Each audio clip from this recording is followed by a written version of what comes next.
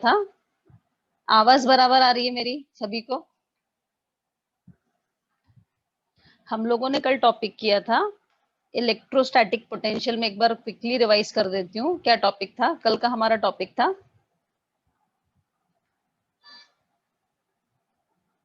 Electrostatic potential, और जो formula हम लोगों ने पढ़ा था 10th क्लास में, फॉर्मूला आप सब लोगों को पता है, work done per unit charge, और हमने इसकी एसआई यूनिट पढ़ी थी। इसकी एसआई यूनिट थी वोल्ट, राइट? और हमने ये भी पढ़ा था कि जो इलेक्ट्रिक पोटेंशियल है वो कैसी क्वांटिटी है, it is a scalar quantity. उसके बाद हमने बोला था अब 12th क्लास में आ गए हैं, इलेक्ट्रिक पोटेंशियल का मीनिंग समझना है, तो मैंने एक डेफिनेशन लिखवाई थी आप लोगों को। डिफाइन इलेक्ट्रिक पोटेंशियल, सबकी कॉपी पास में होनी चाहिए, और आप लोग जैसे क्लासरूम में लिखते हो ना वैसे यहाँ पर भी लिखोगे, मैं लिखवाऊंगी, ठीक है? और जो बोर्ड पे डेरिवेशन होगा वो आपको पूरा कॉपी करना है। पर फिर से जो एक बार डेफिनेशन मैंने कल लिखवाई थी, कॉपी में है, कॉपी में रीड करो, मेरे पास भी है।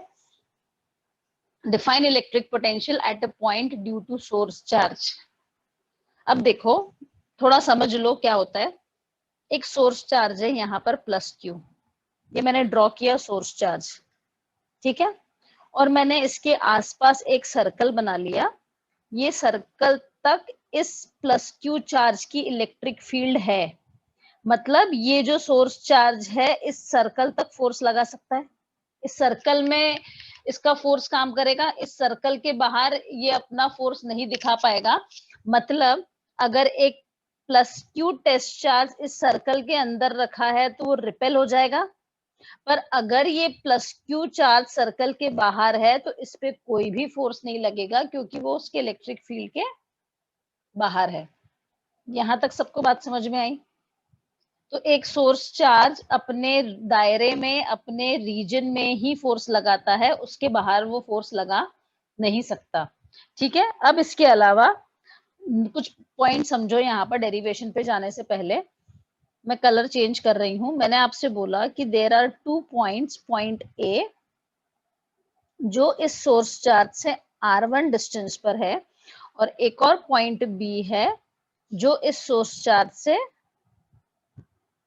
r2 डिस्टेंस पर है। और आपको बहुत ही क्लियरली दिख रहा है डायग्राम में कि r1 is less than r2।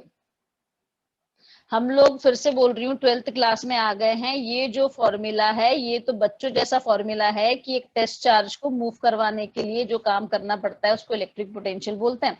पर एक्चुअली इलेक्ट्रिक पोटेंशियल का मतलब अभी हम समझेंगे। उस फील्ड के अंदर वो जो मैंने सर्कल बनाया है, बड़ा सर्कल बनाया है, इलेक्ट्रिक फील्ड का रीजन बनाया है, उसमें मैंने 2 पॉइंट्स रखे हैं, पॉइंट ए एंड बी। अब आपके लिए क्वेश्चन ये है कि ए पर पोटेंशियल कितना होगा, बी पर पोटेंशियल कितना होगा, या दोनों पर सेम होगा?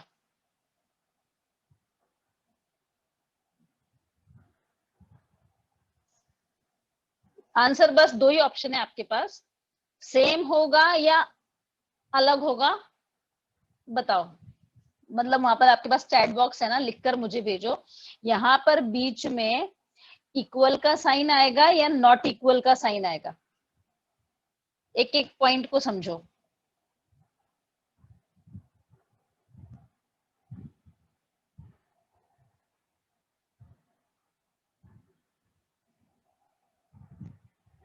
ये ब्लड, स्क्रीन ब्लड किसको दिख रहा है? मैं भले ही ब्लड दिखूं चलेगा, पर स्क्रीन ब्लड नहीं दिखनी चाहिए। जिसमें मैं लिख रही हूँ ना वो ब्लड नहीं दिखना चाहिए। सभी को अगर स्क्रीन बहुत क्लियरली दिख रहा है, मैं तो कॉर्नर में दिख रही हूँ, पर जो बोर्ड पे लिखा है मेरा आवाज क्लियर आना चाहिए।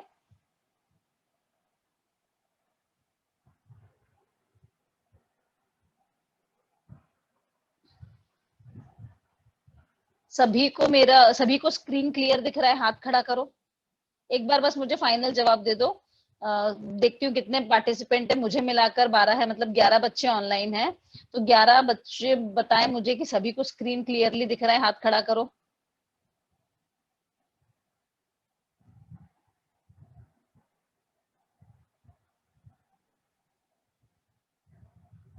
Ayushi, you sit in the room where you get the good network connectivity. ये सब नेटवर्क का प्रॉब्लम है, पता है? मेरे एंड से तो मैंने वाईफाई पे तुम लोगों को मैं पढ़ा रही हूँ, मोबाइल डेटा पे पढ़ा ही नहीं रही हूँ, क्योंकि उस पर विश्वास ही नहीं कर सकते। चलो ठीक है, तो कुछ बच्चों का आंसर आया है इक्वल और कुछ बच्चों का आंसर आया है नॉट इक्वल। तो correct answer is not equal, different होगा। ए पर पोटेंशियल और बी पे पोटेंशियल अलग अलग होगा, सेम नहीं होगा, सबसे इंपॉर्टेंट बात। क्योंकि जो आज हम डेरिवेशन करने वाले हैं, देखो फिर से बोल रही हूँ, इस रीजन के अंदर दो पॉइंट्स है ए एंड बी। ए पर पोटेंशियल जो कि R1 डिस्टेंस पर है सोर्स चार्ज से, बी पे पोटेंशियल जो कि R2 डिस्टेंस पर है क्यू सोर्स चार्ज से, और हमें दिख रहा है क्लियरली कि R1 distance is less than R2, तो हम बोलेंगे कि पोटेंशियल दोनों पर अलग अलग होगा। बात समझ में आई? अब कैसे अलग अलग होगा, क्योंकि अभी जो हम डेरिवेशन करने वाले हैं, डिराइव करने के बाद हम लोग v का एक और फॉर्मूला डिराइव करने वाले हैं, k capital Q by R। R क्या है, K क्या है? सबसे पहले K तो है कूलम्स कांस्टेंट, जिसका वैल्यू हमने फर्स्ट लेक्चर में पढ़ा था 9 इंटू 10 की पावर 9। Q क्या है? ये बीच में रखा हुआ सोर्स चार्ज, जो प्लस वाला प्लस Q है ना, प्लस कैपिटल Q, ये सोर्स चार्ज है। ठीक है। स्मॉल r क्या है? Distance from source charge, distance from source charge. तो आप देखो, जहां से डिस्टेंस कम, मतलब R1 डिस्टेंस कम है, पोटेंशियल, पोटेंशियल का एक नया फॉर्मूला है KQ बाय R, जो हम आज डिराइव करेंगे। तो आपको क्लियरली दिख रहा है electrostatic potential is inversely related to R। तो डिस्टेंस जितना छोटा, इलेक्ट्रिक पोटेंशियल उतना ज्यादा। तो हम बोलेंगे कि A पर potential is greater than B पर पोटेंशियल। आई बात समझ में?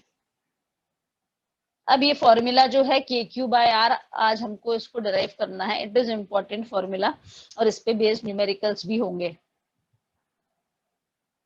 तो ये समझ में आ गया, इलेक्ट्रिक फील्ड के अंदर हर दो पॉइंट पे जो सोर्स चार्ज से अलग अलग दूरी पर है, पोटेंशियल कैसा होगा? पोटेंशियल होगा अलग अलग। जितना सोर्स चार्ज के नजदीक, पोटेंशियल उतना ज्यादा। बात समझ में आई? चलो डेरिवेशन की तरफ बढ़ते हैं। जो मैंने कल स्टेटमेंट लिखवाया था, उसकी अगर मैं बात करूं, आपको डायग्राम बनाना है, वो स्टेटमेंट को ध्यान से देखो। और ये मैं पूरा मिटा रही हूँ क्योंकि हम पढ़ चुके हैं और आप लोगों के पास लिखा भी है। ठीक है। अभी हम लोग क्या डिराइव करने वाले हैं? हम लोग डिराइव करने वाले हैं, derive v equals to KQ by R। हम इसका डेरिवेशन करने वाले हैं। ठीक है। तो कल जो स्टेटमेंट आपने लिखा था, आप लोग ध्यान से पढ़ो, आपके नोट्स में होगा। At point P situated at distance R from source charge. तो ये डायग्राम आपको कॉपी में बनाना है कि एक सोर्स चार्ज है Q, उससे R डिस्टेंस पर एक पॉइंट है P, उससे R डिस्टेंस पर एक पॉइंट है P।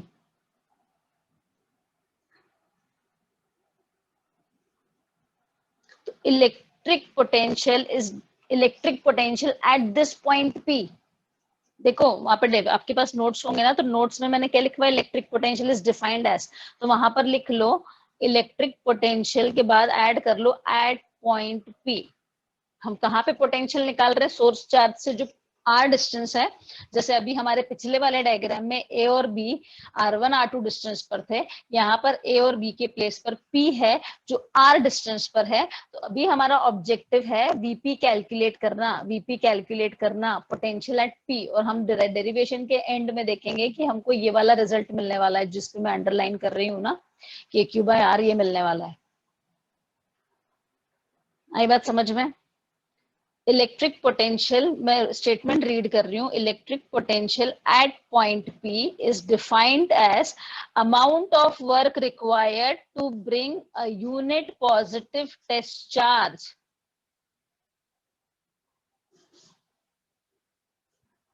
Amount of work required to bring unit positive test charge. एक यूनिट पॉजिटिव टेस्ट चार्ज है +1 जो कहाँ रखा हुआ है, इन्फिनिटी पे रखा हुआ है, और हमें पता है कि हमारा सोर्स चार्ज भी कैसा है, पॉजिटिव, और +1 भी कैसा है, पॉजिटिव। दोनों के बीच में क्या होगा, प्लस प्लस है तो रिपल्शन। और अगर मुझे +1 को +q के पास लाना है तो मुझे बाहर से फोर्स लगाना पड़ेगा ना, against the force of repulsion, कि +1 अपने आप चल के आ जाएगा, आएगा कि +1 अपने आप चलकर, +1 अपने आप चलकर नहीं आएगा, आपको उसको फोर्स लगाकर लाना पड़ेगा, एक्सटर्नल फोर्स लगाना पड़ेगा। तो आपने एक्सटर्नल फोर्स लगाकर इन्फिनिटी से +1 चार्ज को कहां पर लाके रखा, पॉइंट पी पर। कहां पर लाके रखा, पॉइंट पी पर। और फोर्स किस डायरेक्शन में लगाया आपने, एक्सटर्नल फोर्स की डायरेक्शन क्या थी, ये। क्यों आपको फोर्स लगाने की जरूरत क्यों पड़ी, क्योंकि सोर्स चार्ज भी पॉजिटिव था, +1 भी पॉजिटिव था, दोनों के बीच में रिपल्सिव फोर्स काम कर रहा था, तो रिपल्सिव के अगेंस्ट आपको काम करने के लिए +1 को लाना पड़ेगा। वो अपने आप, दो मैग्नेट्स के साथ आपने खेला है, जब लाइक लाइक पोल सामने आ जाते हैं तो आपको दो मैग्नेट्स को पास में लाना पड़ता है पकड़कर, अपने आप नहीं आता है, पर ऑपोजिट पोल सामने हो जाते हैं तो वो अपने आप चिपक जाता है। तो एक्सटर्नल काम, एक्सटर्नल फोर्स कब लगाना पड़ता है, जब वो अपने आप नहीं आ रहा है। तो हमारा डेफिनेशन क्या है कि electric potential at point P is क्या, is work done to bring unit positive charge from infinity to a point in the field। एक यूनिट पॉजिटिव चार्ज को इन्फिनिटी से पॉइंट पी तक लाने के लिए जितना काम करना पड़ेगा is defined as electric potential of that point. आई बात समझ में? डायग्राम सबने बना लिया है? आपको डायग्राम के अंदर एक्सटर्नल फोर्स की डायरेक्शन भी दिखानी है।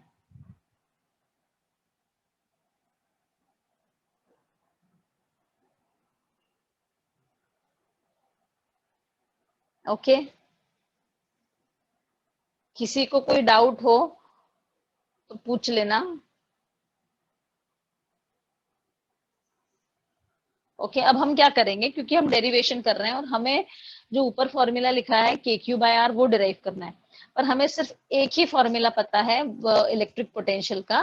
कौन सा फॉर्मूला पता है, जो हम पढ़ चुके हैं छोटे क्लास में, जो मैं बॉक्स में लिख रही हूँ, ये फॉर्मूला पता है हमें, V =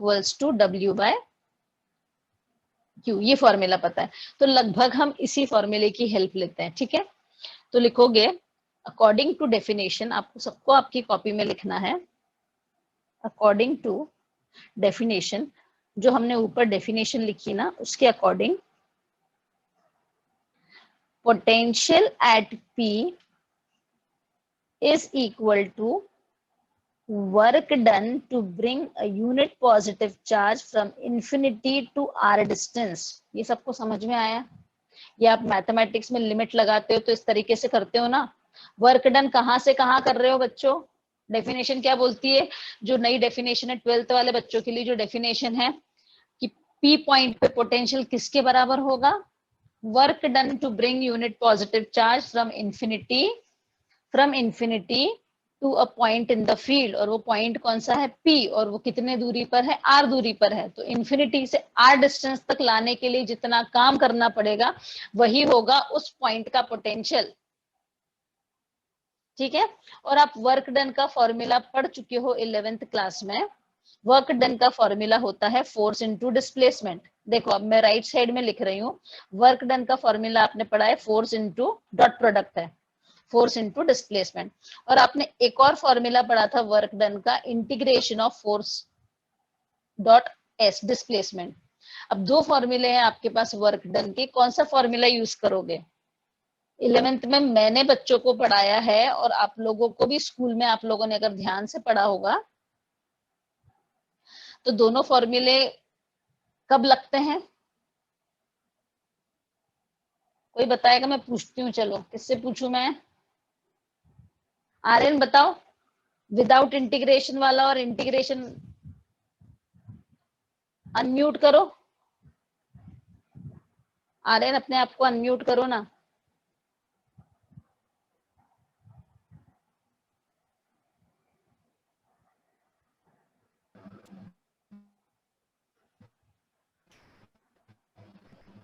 इंटीग्रेशन।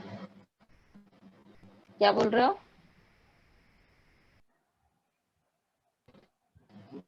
इंटीग्रेशन। इंटीग्रेशन वाला लगेगा, पर क्यों लगेगा? दोनों फॉर्मूले कब यूज किए जाते हैं? किससे पूछूं? पूजा से पूछती हूँ। पूजा बताओ, अनम्यूट करो। मैम इंटीग्रेशन वाला वेरिएबल फोर्स के लिए और नॉर्मल वाला कांस्टेंट फोर्स के लिए लगेगा। हाँ ठीक है। तो सही बताया इसने। जो ये वाला फॉर्मूला है, कौन सा, विदाउट इंटीग्रेशन वाला जो फॉर्मूला है, ये वाला फॉर्मूला लगेगा जब आपका कांस्टेंट फोर्स होगा। कैसा फोर्स होगा? कांस्टेंट फोर्स होगा। और इंटीग्रेशन वाला फॉर्मूला कब लगेगा? ये वाला फॉर्मूला कब लगेगा? जब वेरिएबल फोर्स होगा। कौन सा फोर्स होगा? Variable force. तो मुझे बताओ, ये जो एक्सटर्नल फोर्स हम बाहर से लगा रहे हैं +1 को पॉइंट P तक ले जाने के लिए, एनालाइज करो चीजों को। डेरिवेशन रटना तो बहुत आसान है, तुम रट लोगे कि हाँ इंटीग्रेशन करना है, इसमें कौन याद रखेगा। चलो इंटीग्रेशन कर देंगे। पर मुझे बताओ, ये बाहर से जो आप एक्सटर्नल फोर्स लगा रहे हो, ये कांस्टेंट है या वेरिएबल है? अच्छा, ये नाम जो मेरा आ रहा है ना, आराध्या पाटिल आ रहा होगा, मेरी बेटी का आ रहा है, वो लॉग इन करती है ना सवेरे सवेरे क्लास, तो उसके नाम से है। ठीक है, कौन बताएगा? अथर्व। अथर्व बताओ, हम एक्सटर्नल फोर्स जो लगा रहे हैं, अनम्यूट करो अपने आप को, एक्सटर्नल फोर्स हम जो लगा रहे हैं बाहर से, ये वेरिएबल है या कांस्टेंट है?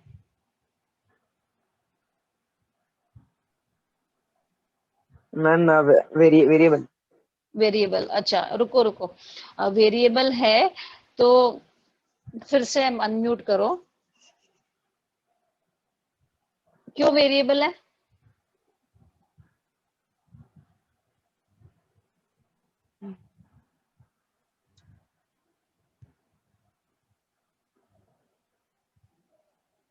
क्यों वेरिएबल क्यों है? वेरिएबल सही जवाब है, इंटीग्रेशन वाला फॉर्मूला लगेगा। पर क्यों वेरिएबल है? क्यों, मैं बताती हूँ कारण, सुनो। जब एक्स्टर आप +1 को कैपिटल +Q के पास लेकर जाओगे, तो +1 और कैपिटल +Q के बीच में डिस्टेंस कम हो रहा है, और डिस्टेंस कम होगा तो फोर्स बढ़ेगी ना। तो जितने दूर है +1, फोर्स कम, जैसे जैसे पास में ले जाओगे तो आपको और फोर्स लगाना पड़ेगा, क्योंकि फोर्स का भी आप फॉर्मूला पढ़ चुके हो। फोर्स का फॉर्मूला क्या पढ़ा था आपने? K Q1 Q2/r²। तो फोर्स इनवर्सली रिलेटेड है ना डिस्टेंस से। तो डिस्टेंस जैसे जैसे कम होगी, आपको लगाने वाला एक्सटर्नल फोर्स भी धीरे धीरे क्या करना पड़ेगा? बढ़ाना पड़ेगा। तो जब बाहर से एक्सटर्नल फोर्स लगा रहे हो, आप बोलोगे कि मैं एक ही फोर्स से लेके जा रहा हूँ, चार्ज नहीं चलेगा, आपका चार्ज जाएगा ही नहीं। आपको धीरे धीरे जैसे जैसे डिस्टेंस कम हो रही है, फोर्स को बढ़ाना पड़ेगा, एक्सटर्नल फोर्स को। मतलब आपका फोर्स कैसा है? वेरिएबल है। तो आप कौन सा फॉर्मूला यूज करोगे? आप इंटीग्रेशन वाला फॉर्मूला यूज करोगे, एक्सटर्नल फोर्स और डिस्प्लेसमेंट। तो हम डिस्प्लेसमेंट को बोल देते हैं dx। क्या बोल देते हैं? dx। अब आप बोलोगे मैम डायग्राम में dx का है, तो हम dx एक बना लेते हैं छोटी सी जगह। यहाँ पर मैं ब्लैक लाइन से बना रही हूँ कि लेट से कि ये डिस्टेंस है कितना? dx। तो पहले इनिशियली आप +1 को, ये दो ब्लैक +1 को आप कहां से कहां लेके गए? यहां से यहां लेके गए। तो आप इंटीग्रेशन कर दोगे। इंटीग्रेशन का मतलब क्या होता है? आपको इंटीग्रेशन का मतलब पता है कि नहीं पता है हर बच्चों को? क्या होता है इंटीग्रेशन का मतलब? इंटीग्रेशन, डिफरेंशिएशन क्या होता है? पहले डिफरेंशिएशन बताओ, डिफरेंशिएशन क्या होता है? टुकड़े करना। कोई एक चीज है, जैसे मैंने पहले भी बताया बच्चों को कि आपको एक पेपर दे दिया, पेपर के छोटे छोटे छोटे छोटे टुकड़े कर दिए आपने, पूरे कमरे में फैला दिए, तो उसको बोलते हैं डिफरेंशिएशन, तोड़ देना। और इंटीग्रेशन होता है उसका जस्ट रिवर्स। आपको बोला है कि ठीक है, फाड़ दिए पेपर, अब इसको असेंबल करो और वापस जोड़ो। तो आपने सारे टुकड़े छोटे छोटे उठाकर वापस पेपर चिपका चिपका के पूरा पेपर बना दिया, मतलब इंटीग्रेट कर दिया आपने। तो वैसे ही हम +1 से पॉइंट P तक वर्क डन कहां से कहां कर रहे हैं? इन्फिनिटी से r डिस्टेंस तक ले जाने के लिए काम कर रहे हैं। तो हम एकदम से तो ये करने, क्योंकि हम एक शॉट में नहीं लिख सकते फॉर्मूला, तो हम क्या करेंगे, हम छोटा सा रीजन हमने लिया dx, हम बोलेंगे कि dx डिस्टेंस ले जाने के लिए एक्सटर्नल फोर्स काम करना पड़ा F एक्सटर्नल। समझ में आया? और फिर उस dx को इंटीग्रेट कर देंगे ओवर द रीजन, वो जो जहां से जहां आप लेकर गए ना, लिमिट लगा देंगे, कहां से कहां तक लेके गए आप, इन्फिनिटी से कहां तक लेके गए, लिमिट अपर लिमिट और लोअर लिमिट लगाई, इन्फिनिटी से आप r डिस्टेंस तक लेकर गए। आई बात समझ में? यहां तक सबको क्लियर है? तो हाँ, थंब दिखाओ।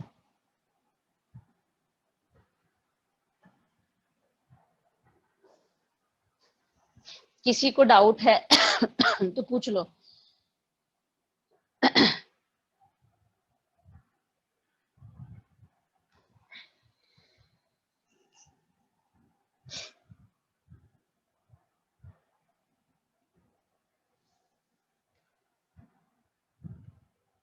जूही, आर्यन समझ रहा है, Howrah, Ayushi,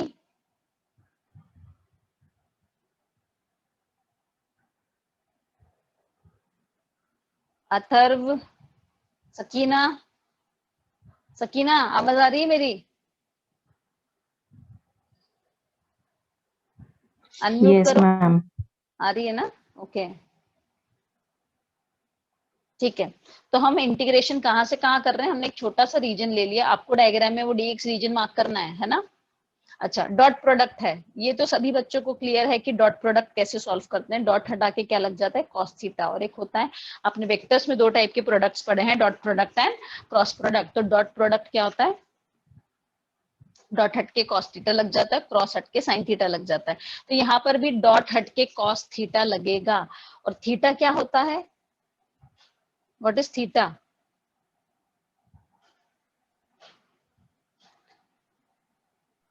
angle between force and displacement. हाँ, तो ये जो एक्सटर्नल फोर्स है dx और cos थीटा। अब थीटा क्या है, theta is the angle between ये फोर्स, एक्सटर्नल फोर्स और dx के बीच में।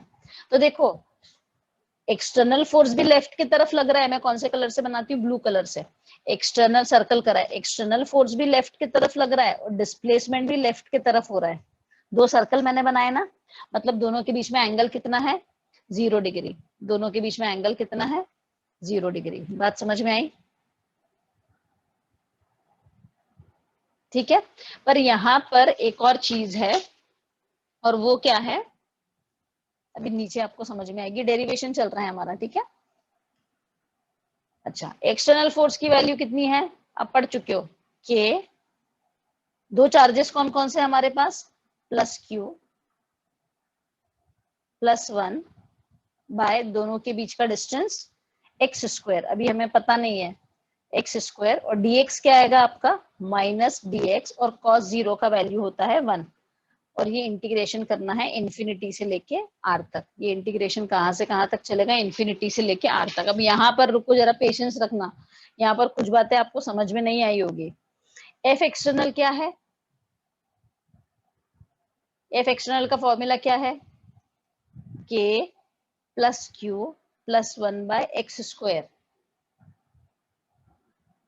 एक्स क्यों लिया, क्योंकि हमने छोटा सा एरिया लिया था dx, हम एक वेरिएबल तो असाइन करना पड़ेगा ना, क्योंकि हम इंटीग्रेशन कर रहे हैं विद रिस्पेक्ट टू dx, तो कहीं ना कहीं हमारे फॉर्मूले में x होना चाहिए ना। तो इसलिए हमने डिस्टेंस को मान लिया कि एक वेरिएबल डिस्टेंस है x, के q1 q2 bye r square था ना, तो r के प्लेस पे हमने x ले लिया। बाद में जब हम लिमिट लगाएंगे तो x के प्लेस पे क्या आ जाएगा, r आ जाएगा। तो f एक्सटर्नल का फॉर्मूला समझ गया। अब हम dx को मैंने माइनस क्यों रखा, व्हाट इज dx? आप सोचोगे कि मैंने माइनस का साइन क्यों लगाया है dx के साथ,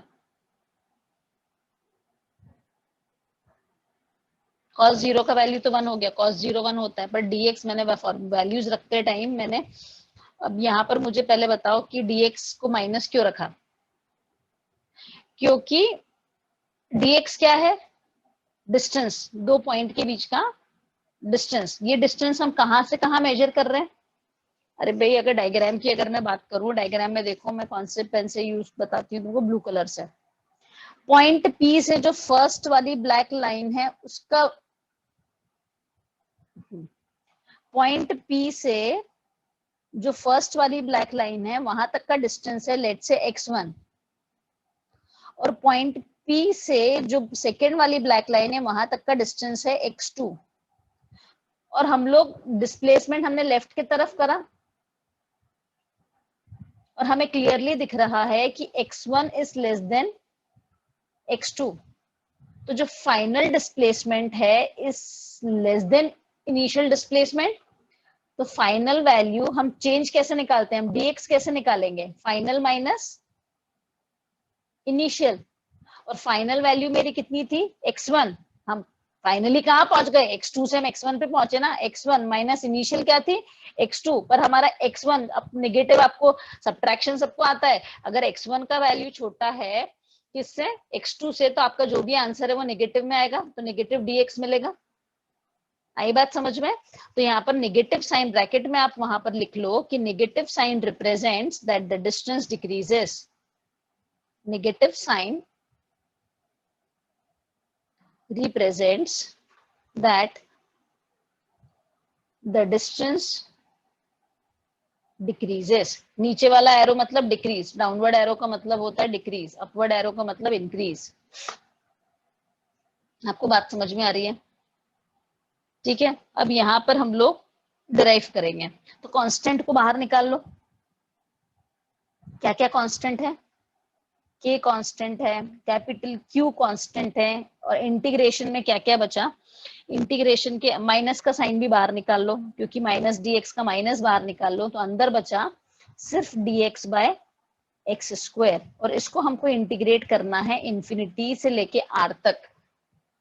इसे हमें कहां से कहां इंटीग्रेट करना है, इन्फिनिटी से लेके r तक। तो 1 बाय एक्स स्क्वायर का इंटीग्रेशन क्या होगा, फॉर्मूला लगाओ ना, इंटीग्रेशन ऑफ x की पावर n dx क्या होता है, x की power n plus 1 divided by n plus 1। तो यहाँ पर व्हाट इज दिस, ये है क्या, x की पावर -2 है ना, x ऊपर एक डिनोमिनेटर में x स्क्वायर है तो ऊपर जाके x की पावर -2 हो जाएगा, तो आपको क्या मिलेगा आंसर, इंटीग्रेट करने के बाद आपको मिलेगा -1 बाय एक्स। सॉल्व करके देख लेना आराम से आपके रफ कॉपी में, आपको x की माइनस x की पावर -1 मिलेगा, तो पावर -1 को मैंने 1/x लिख दिया, और इन्फिनिटी से लेके कहां तक, r तक इंटीग्रेट कर रहे हैं।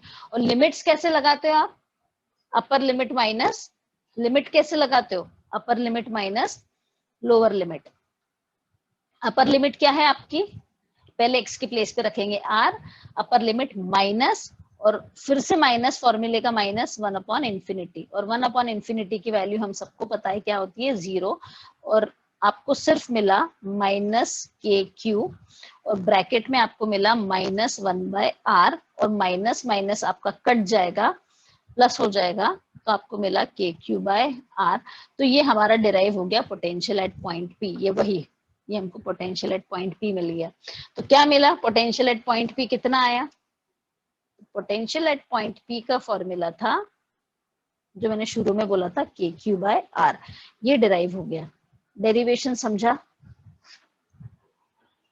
अगर सभी को डेरिवेशन समझ में आ गया है, ये इंटीग्रेशन का मैंने फॉर्मूला लिखा है जो मैंने लगाया, लिमिट्स कैसे लगाते हैं, हमेशा upper limit minus lower limit. Google classroom का आईडी मैं शेयर कर दूंगी, जो बच्चों को चाहिए ना, मेरे इंटीग्रेशन और डिफरेंशिएशन के लेक्चर्स डले हुए हैं उस पर। आई बात समझ में?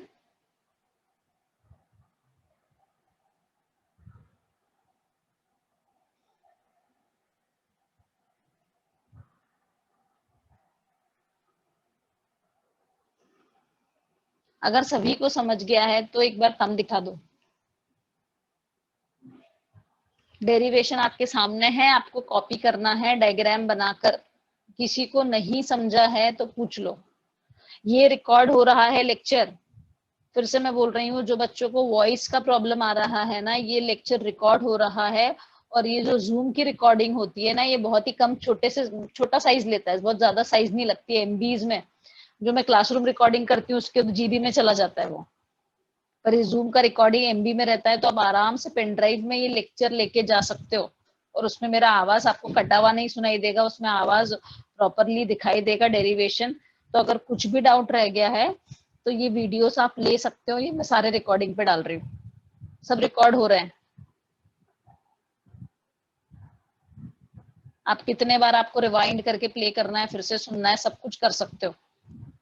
समझ गया है तो मुझे एक बार, मैंने बोला फिर से कि रेज योर हैंड, समझ गया है सभी को डेरिवेशन?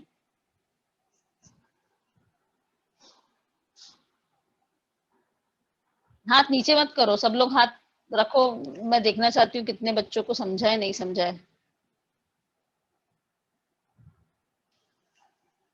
सकीना, अथर, आर्यन,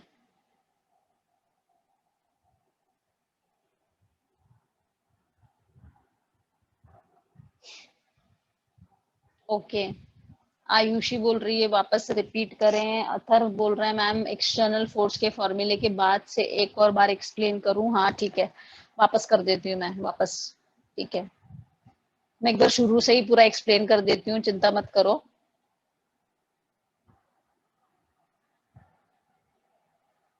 देखो फॉर्मूले में क्या है, फिर से पूरे डायग्राम पे आ जाओ। एक सोर्स चार्ज रखा है, सोर्स चार्ज के आसपास इलेक्ट्रिक फील्ड होगी और उस इलेक्ट्रिक फील्ड के अंदर एक पॉइंट पी है जो आर डिस्टेंस पर है और हमें पॉइंट पी पर पोटेंशियल निकालना है वीपी।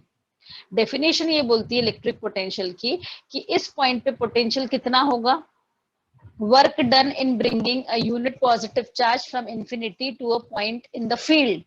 तो ये वही है डेफिनेशन से, ये हमने इक्वेशन लिखी है जिसके नीचे मैं ब्रैकेट लगा रही हूँ ना, work done in bringing a unit positive charge from infinity to R distance. Point P कितने दूरी पर है, आर डिस्टेंस पर है ना। तो वर्क डन का फॉर्मूला क्या है, external force, force into displacement.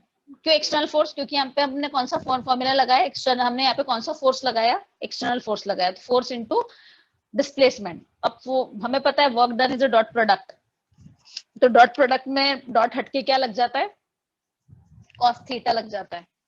Theta क्या होता है, theta is the angle between external force and dx.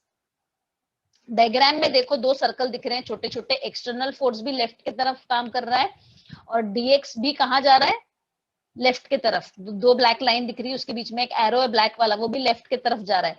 तो एक्सटर्नल फोर्स और डीएक्स डिस्प्लेसमेंट दोनों की डायरेक्शन लेफ्ट की तरफ है, मतलब दोनों के बीच में बनने वाला एंगल क्या है, 0 डिग्री। तो cos 0 का वैल्यू 1 हो जाता है, तो वो कोई चिंता की बात है नहीं। अब नीचे वाली लाइन पर आओ जहां पर सबसे ज्यादा बच्चों को कंफ्यूजन है। एक्सटर्नल फोर्स क्या होगा, एक्सटर्नल, अब आप बोलोगे मैम एक्सटर्नल फोर्स का फॉर्मूला थोड़ी है ये के Q1 Q2 bye are square जो आपने यहाँ पे लगाया, वो तो इलेक्ट्रोस्टैटिक फोर्स का फॉर्मूला है। बिल्कुल सही बात है। अब इसको ऐसे समझो, एक सेकेंड रुको, मुझे पता नहीं कि मैं अपने आप को इसमें बड़ा कर पाऊंगी कि नहीं कर पाऊंगी, नहीं तो मैं,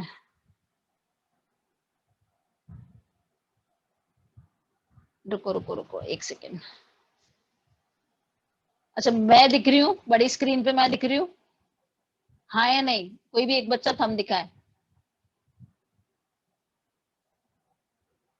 बड़ी स्क्रीन पे मैं दिख रही हूँ क्या, आप लोगों को आपकी मेन स्क्रीन पे मैं दिख रही हूँ?